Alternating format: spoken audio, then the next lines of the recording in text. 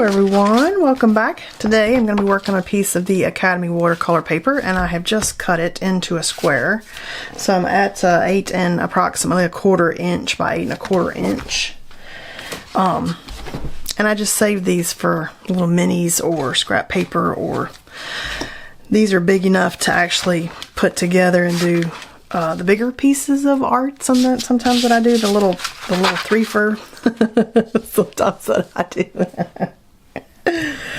And I'm gonna continue on with the Holbein granulating watercolor, which is this set that I have just put into this little wood palette that came off Amazon. So check my favorites list in the description, and at the top of that list I have linked my Amazon store where I have favorites art supply tag list, so I can tag all the things I've gotten off of Amazon and make it easier for you guys to find it. And that's in the favorites list on there, and it's not expensive and I love it. It's perfect.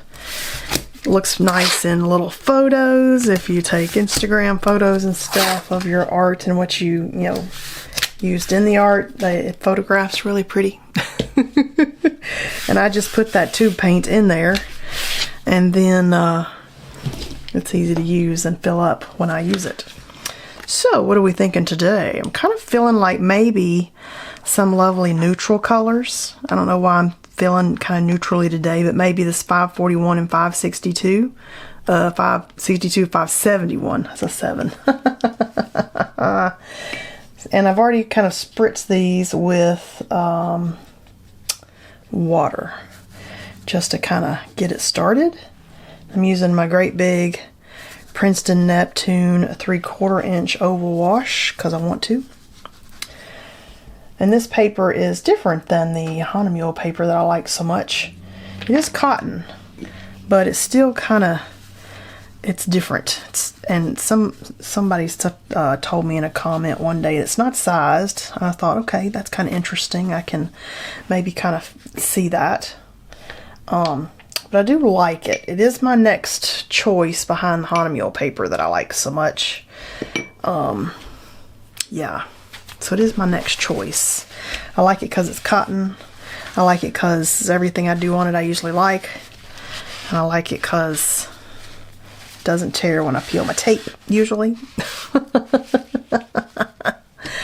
Okay, I'm going to go ahead and do a tiny bit of mark making while this is wet. And I've had a whole lot of fun doing these. I did these as the minis, which I know I show you in every video, but just in case it's your first video, I do these little mini 3x3s that I make reels of that I post every week. And these have inspired a whole new set of these. So those are 3x3. These are 9x9 or 8 1/4 by 8 1/4, depending on what paper that I'm using. And it's just been super inspiring to size up that little tiny project and create these bigger ones. And I have just gotten so much joy out of 10 or 15 minutes of playing here at my art table. It's low pressure.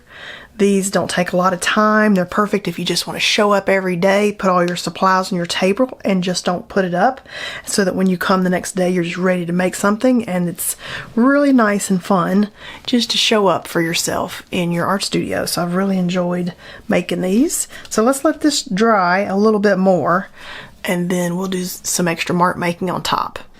Alright, now I have let that kind of dry, and I'm just looking at it thinking, what would be a nice contrast? Maybe this lovely blue. Let's get a piece of paper out where I can see what this is. So it's a little bit brighter blue, so that might be a choice. I've also kind of pulled out a Neocolor II crayon. This one's silver. Do I like silver? Maybe. What is this color here? See, that's a little more gray. It's a bluish gray. These are the Kingart gel sticks. I kind of want to go in the direction of like, ooh, look at that one. Do I want that one? Maybe I want that one. I want it to be like a contrast. Something that's like, maybe not quite as expected. Okay, I like the silver. And I'm feeling the green, so we're going with the green. I'm kind of thinking like some bold, just some bold something. Bold line of stripey things. Yeah! Oh, yeah. Okay, I'm feeling that. That is kind of where I was thinking. I feel good about that. You might not love it, but I love it. And that's my point. Do things that you love. Okay, I'm kind of feeling like I need some lines, because you know I like lines in a bold graphite pencil. Just enough to like move the eye in somewhere. And I have some of these, you know, Black Edition Faber-Castell pencils, which I got those off of Amazon, so they're tagged in the Amazon store. And I'm kind of wondering, like, do we have a color that maybe we like? Like, this is a green one. Let's just see what our oh yeah, that's a good one. All right, and they're bold like that graphite there. So what do I want to do with it though? Do I want to make a shape? Do I just kind of want to go through it like I did that? Do I want to have some kind of dot? Decisions. I almost feel like I want to do some type of, all right, I just started it, just put it down and started going before I even fully finished that thought. But you know, kind of how we do those dots with the Posca pen. We're going to do lines with the green. Okay, I kind of like that. It's just a little extra something. Didn't have to be anything spectacular, just something. And gave me a chance to use the Faber-Castell Black Edition. Very bold colored pencil, perfect for stuff like this. If you like the bold graphite like I like too, it's that same boldness, which I love. Okay, I feel like it needs one more something. So maybe it just needs that white Posca dot, because for me that really does tend to finish a piece off. And I'm sure I'll get to the point where I'm like, okay, I'm tired of the dots, but I hadn't got tired of them yet, so it must be like one of my things.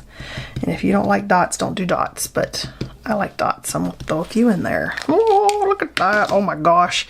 See, there we go. Just a few minutes. We have a lovely little abstract when we're done. Perfect for a daily art practice. Let's see, what do we got?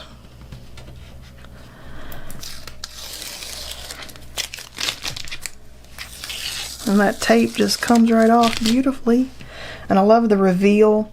And you don't have to tape your pieces off like I do, but I have just really enjoyed the large border on these pieces. I think because on the small ones I like the border, and so that just translates into on the bigger ones liking the border. But you could do a thin border, you could do no border, you could do these in a sketchbook, which I like doing these in the little 5x5 sketchbooks, which I've tagged several of those on Amazon that I have purchased and liked. So definitely check out that favorites list, which I link at the top of my favorites page that I link under the description under every video. Holy moly, look at how fun that is. And I like that little splash of green. That just kind of did it for me today. Alright, hope you enjoyed hanging out with me and playing in the Holbein granulating watercolors. And I'll see you guys next time.